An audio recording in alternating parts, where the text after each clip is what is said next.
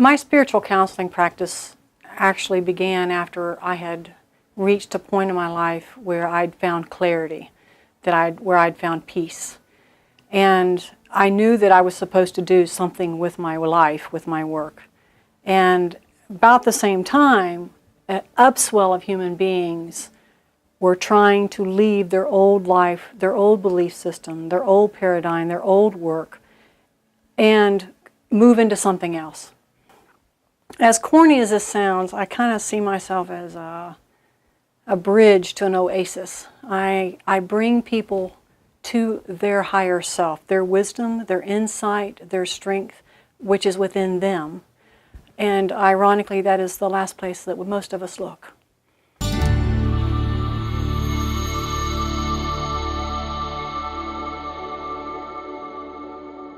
Anthropologists have long known that humans have a desire to connect with the unknown. We seem to have a powerful desire to gather together. Religious organizations have satisfied that need for many, but people are growing out of the need for dogma and doctrine.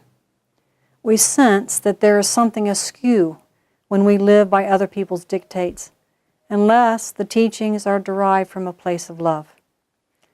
Humans have always evolved by moving away from what they do not want and seeking what they do want.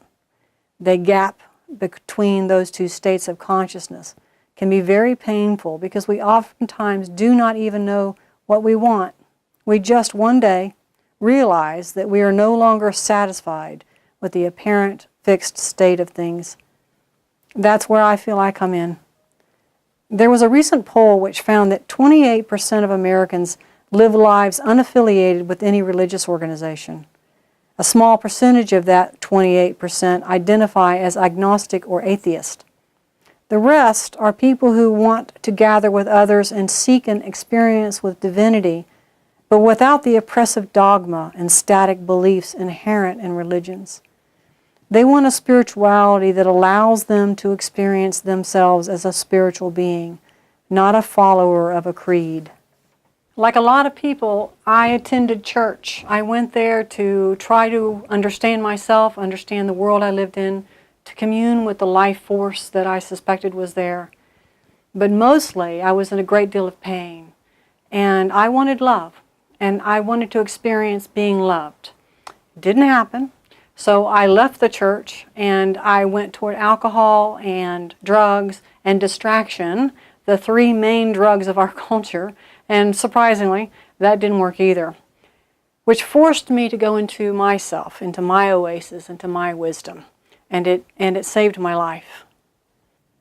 A surprising thing happened after many years of my self-healing, my studying and mystical writings and searching for clarity. I was able to combine my adventure of overcoming childhood trauma with my lifelong and apparent innate ability to assist others who are in pain. Through an unexpected and serendipitous opportunity, I began to study and became a non-traditional and non-denominational minister.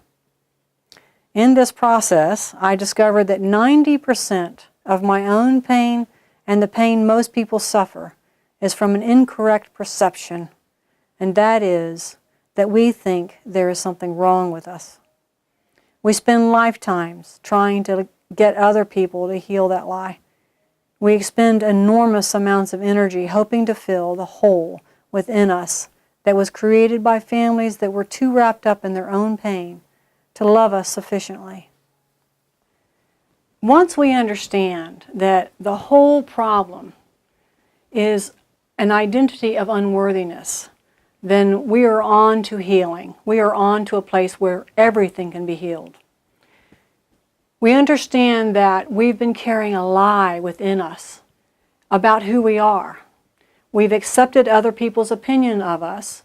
We've accepted the pressure of human culture to determine who we should be, how we should be, when we should be it, how we should dress, who we should be with, how we should spend our money. We have felt unworthy in all of that. And we use all kinds of methods to hide it, to bolster ourselves, to do whatever we can to move in this world. But once we understand that we don't have to do that anymore, that we are in fact very worthy, that we came here worthy, and nothing can take that from us, then the world changes. Our whole world changes. We drop the fear. We shed the idea that we can't have our dreams. We move into our creativity.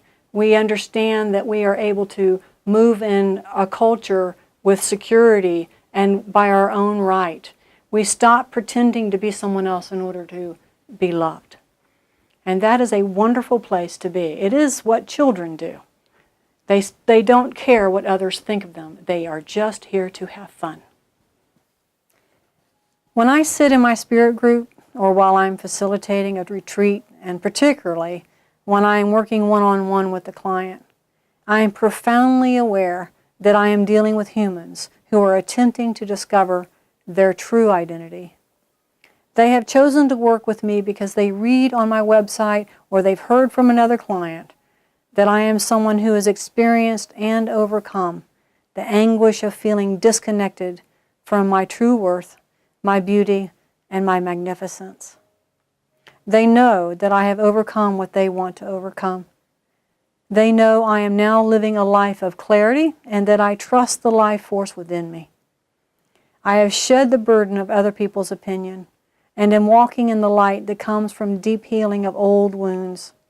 I have made the courageous commitment to my own transformation, and I walk beside those who are ready to do the same. I made a deal with the divine. I said, you send them to me, and I will serve them. And so by the time someone gets to me, they have actually been through the ringer. They've had some pain. And the reason that humans don't want to reach out for help is because it makes us feel too vulnerable.